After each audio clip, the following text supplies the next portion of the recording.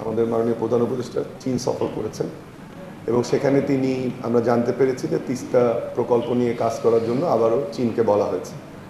আমরা আজকে আমাদের এটার প্রধান উদ্দেশ্য হচ্ছে যে আমরা আশাবাদী হতে চাই ওনার এটাতে, এবং নতুন করে তিস্তা মহাপরিকল্পনা বাস্তবায়নের যেটা ইআরডিতে আটকানো ছিল সেটা আবার শুরু হোক আমরা চাই, এবং আমরা চাই যে চীনের সহায়তায় তিস্তা পরিকল্পনা দ্রুত বাস্তবায়ন হোক।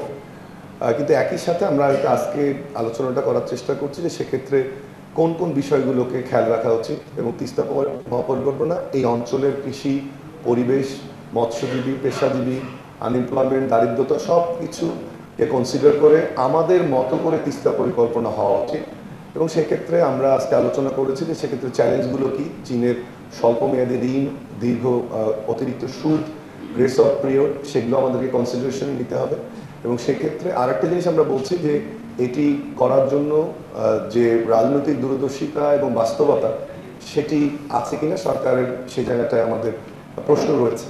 সেই জন্য আমাদের দ্বিতীয় প্রস্তাব হচ্ছে যে আমরা জাপান বা ওয়ার্ল্ড ব্যাংকের মতো ডোনারের সাথে আমরা তিস্তা মহাপরিকল্পনা বাস্তবায়নের যে উদ্যোগ সেটা প্যারালালি এগিয়ে নিয়ে যাওয়া উচিত, এবং এই সংস্থাগুলোর সাথে দ্রুত কথা বলা উচিত সরকারের প্যারালালি। কারণ আমরা এটা দীর্ঘদিন শুনে এসেছি, আমরা উত্তরবঙ্গের মানুষ যারা বৈষম্যের শিকার, দারিদ্র্যের শিকার, আনএমপ্লয়মেন্টের শিকার এবং বাজেট বৈষম্যেরও আমরা শিকার।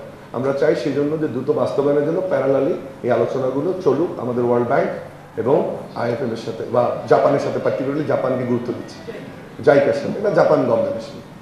আর তৃতীয় হচ্ছে যে আমরা মনে করি যে তিস্তা পরিকল্পনা এখন এটা মাস্ট, কারণ নদীর পানি বন্টনের যে আমরা যে বার্গেনিংটা করার সুযোগ হারিয়েছি গত ফ্যাসিস্ট গভর্নমেন্টের সময়, সেটা একদম তলানিতে ঠেকেছে।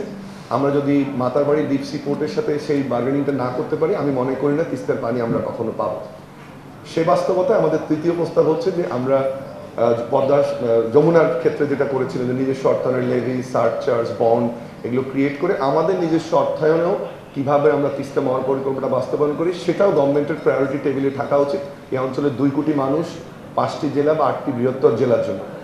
এই জিনিসগুলো তুলে ধরার জন্যই, অর্থাৎ যে কোনো মূল্যে তিস্তা মহাপরিকল্পনা বাস্তবায়ন চাই, সেটা চীনের মাধ্যমে হোক, জাপান বা অন্যান্য যে ডোনার তাদের সাথে নিয়ে হোক, অথবা নিজস্ব অর্থায়নে হোক, এটি আমরা চাই। এবং 3 বছরের মধ্যে আমরা তিস্তা পরিকল্পনার একটা বাস্তবতার দিকে যে যাচ্ছে সেটি আমরা দেখতে চাই রংপুর বিভাগ বৈষম্য নিরসন আন্দোলনের মাধ্যমে। বান্ডেল থাকলে প্রতি সেনমানিতে টাকা বাঁচবে। বিকাশ সেনমানি বান্ডেল কিনে জিতুন প্রতি লেনদেনে।